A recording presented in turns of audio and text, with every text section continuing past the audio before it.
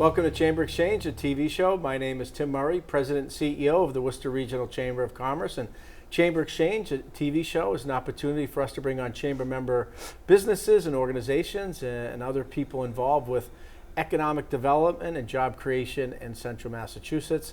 The show happens because of our sponsors, Bank Hometown and St. Vincent Hospital. And I'm very happy to have with us on our first segment the Executive Director of the Central Mass Collaborative, Susan Farrell. Sue, welcome. Thank you so much for having me. So if our viewers are out there and are not familiar with the collaborative or the Central Mass Collaborative, these collaboratives exist across the state. And before we started, I think I asked you, how many collaboratives exist across the state? Yep, so there are currently 24 collaboratives in the state of Massachusetts. And the state of Massachusetts, these educational collaboratives were created by state statute. Correct. To provide a service in collaboration with school districts. And maybe you could talk about the Central Mass Collaborative and the mission, and then we can talk about who you partner with. Sure. Yeah, I'm happy to do that. So we are actually celebrating our 50th year in business. The Central Mass Collaborative was established in 1975 by a partnership with Worcester Public Schools and the Webster Public Schools. And since then, we've been joined by the Oxford Public Schools. And the mission of a collaborative is to provide additional educational services to school districts to supplement what they can provide, and really to develop specialized programming that perhaps a district doesn't have and needs. Right, and that's something that is needed. And beyond Oxford, Webster, and Worcester, you also have other districts in the region, Central Mass region, can refer students. Correct. So our primary responsibility is to serve our member districts, and we actually have a board of directors that's the superintendents of the districts, so they provide oversight and support to our development. But once we develop programs, they are open to the surrounding cities and towns, students from the surrounding cities and towns. But preference of slots probably go to those member districts, right? Well, obviously that's our primary responsibility, to support the member districts, and we do prioritize their referrals, but again, once a program's developed, we do want it to be available to anyone in need. Yeah, and the types of programs that you're able to provide? Yeah, so that has changed over the years. Obviously, it's driven by what districts do need. But these are for students with very specialized needs beyond academics. So we currently have programming for students that need therapeutic supports or students with autism and developmental disabilities. And one of the things that I really like to highlight is we have one of only 4 programs in the state for students who are struggling with substance abuse disorders. Right, and that's something that is important. I remember when the program started, if a student is looking to address a substance abuse disorder issue and looking to get on the path to recovery, having a structured program, being around students who are going through that kind of same challenge while they're getting their education, and having educators and supports that understand that recovery pathway is really critical to success. Right. Well, the entire program, so it is a high school program for students 14 and older in grades 9 through 12, but it provides a full academic education, so it meets graduation requirements. But the entire program also embeds recovery capital, what we call recovery capital, so that students are focusing on their health and well-being as well as they're earning their high school diploma. And while all students are struggle, every staff member is trained in this specialized area, so that, again, not only are they getting their academics, so a full high school education, but they're getting the health and wellness training and support they need to recover. Got it. And the ages of the students that you serve in these various programs? Right. So our entire, so we serve students age 5 to 22. So kindergarten right through grade 12 plus.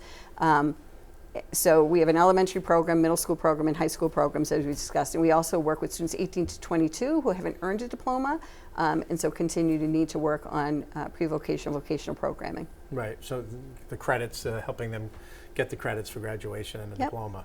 And you mentioned some of the vocational programs. That's something that you've introduced and have some partnerships with some local schools? Yeah, I'm really proud of some of the work. First, we have a wonderful staff, a very dedicated staff of academic teachers, clinicians, BCBAs, so behaviorists, OT, PT, speech. We offer all of those services throughout a student's education. But when they get to the secondary level, we really are looking at their transition beyond school, right? So getting into college or career.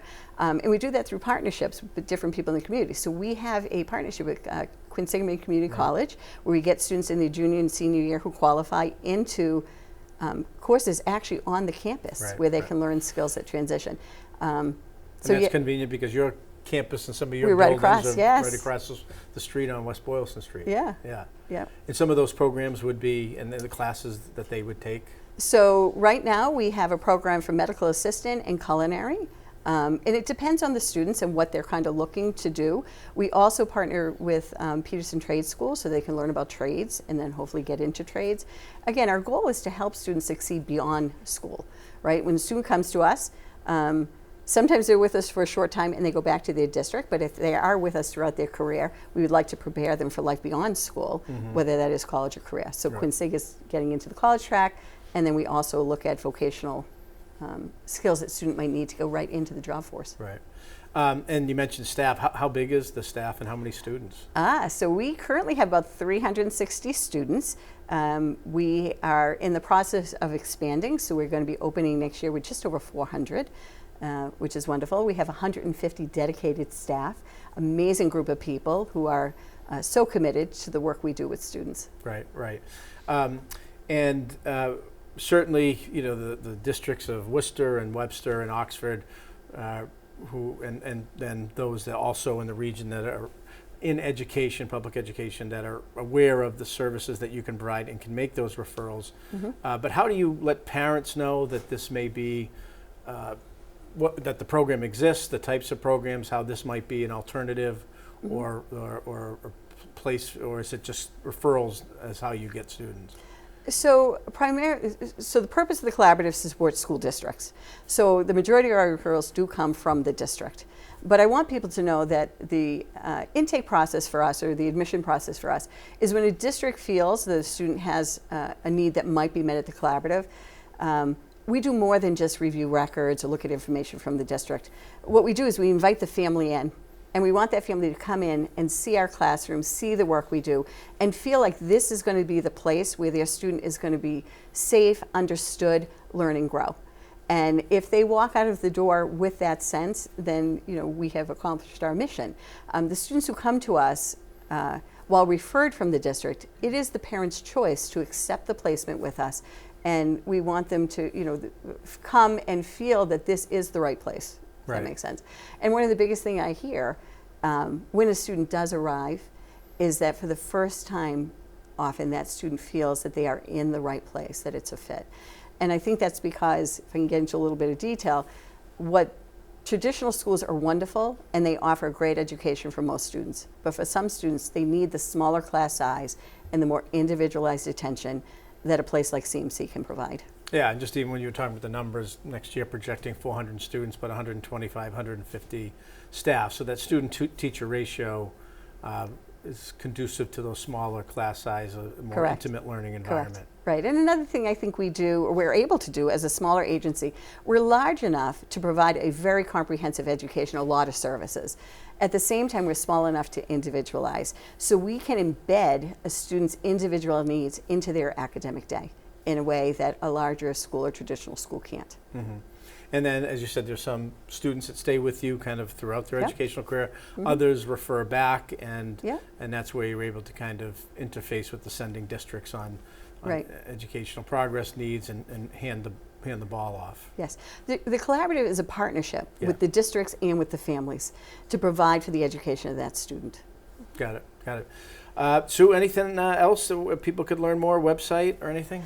We do have a website, and one of the things that I just want to highlight is that CMC is a member of the community, and we really are appreciative of our partnerships with the community. Our membership with the Chamber has been so helpful to us in making connections with other service providers, with businesses that might need to hire so that we can grow their staff.